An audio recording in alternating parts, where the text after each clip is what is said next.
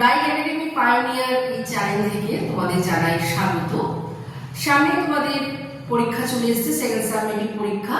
তো সেকেন্ড সাবমেটিভ পরীক্ষার জন্য ইতিহাস ক্লাসে তোমাদের আমি ইতিহাসের একটা সাজেশন মতন দিচ্ছি।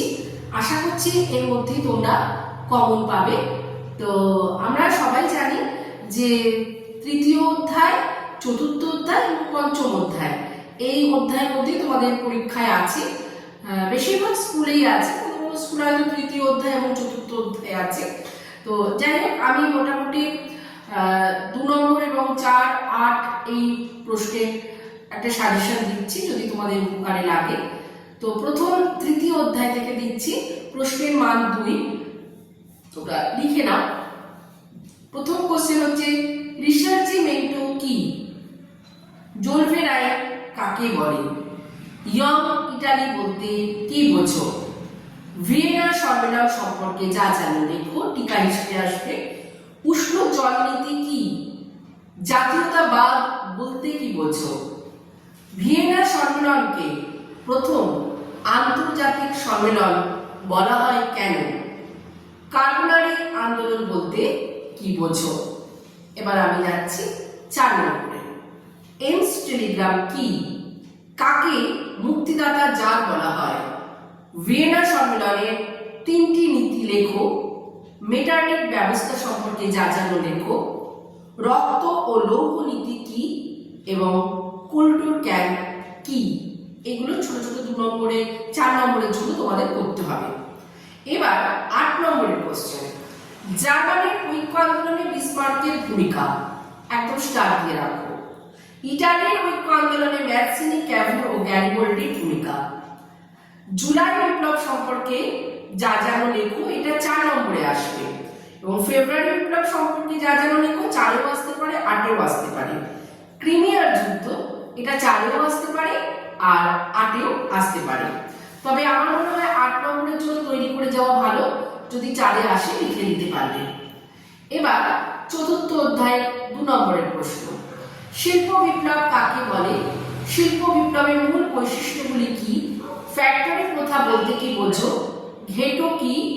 উপনিবেশবাদ বলতে কি বোঝো? সেরাজেরো হত্যাকাণ্ড কি? সুয়েজ খাল খননের 2টি উদ্দেশ্য লেখো। এবং প্যারি কমিউন কি? আর আফ্রিকাকে কেন অন্ধকারাচ্ছন্ন মহাদেশ বলা হয়? এগুলো 2 নম্বরের জন্য করবে। আর 4 নম্বরের জন্য শিল্প বিপ্লবে নারীদের ভূমিকা লেখো। শিল্প বিপ্লবের সমালোচনায় কার্ল মার্ক্সের মতামত লেখো। ভারত ব্রিটিশ সাম্রাজ্যের রত্ন ব্যাখ্যা করো। ইংল্যান্ডের প্রথম শিল্প বিপ্লব হয়েছিল কেন? আর 8 নম্বরের প্রশ্নের মধ্যে 2টো প্রশ্নই আসবে, একটা হচ্ছে প্রথম বিশ্বযুদ্ধের কারণ ও ফলাফল লেখো, অথবা ইংল্যান্ডের প্রথম শিল্প বিপ্লব হয়েছিল কেন। এটা 4এও আসতে পারে, আবার 8এও আসতে পারে। তৈরি করে নিও তোমরা। এবার পঞ্চম অধ্যায় 2 নম্বরের প্রশ্ন, নারদনিক আন্দোলন কি? রক্তাক্ত রবিবার কি? এপ্রিল থিসিস কি? মরক্কো সংকট কি? অর্থনৈতিক মহামন্দা কি? 14 দফা নীতি কি? মুক্তির ঘোষণাপত্র কি? ভার্সাই সন্ধি কি? এগুলো টিকা হিসেবেই আসবে। 4 নম্বর, 14 দফা শর্তগুলি আলোচনা করো। অর্থনৈতিক মহামন্দার কারণ কি? স্পেনের গৃহযুদ্ধ প্রেক্ষাপটের আলোচনা করো, স্টার দিয়ে রাখো, 100% চান্স আছে আসার। ভার্সাই সন্ধির বিভিন্ন শর্তগুলি লেখো। রুশ বিপ্লবের বিভিন্ন কারণ লেখো। 8 নম্বরে আছে, ইটালিতে ফ্যাসিবাদের উত্থানে মুসোলিনির ভূমিকা। জার্মানিতে হিটলারের নেতৃত্বে নাৎসি দলের উত্থানের ইতিহাস আলোচনা করো।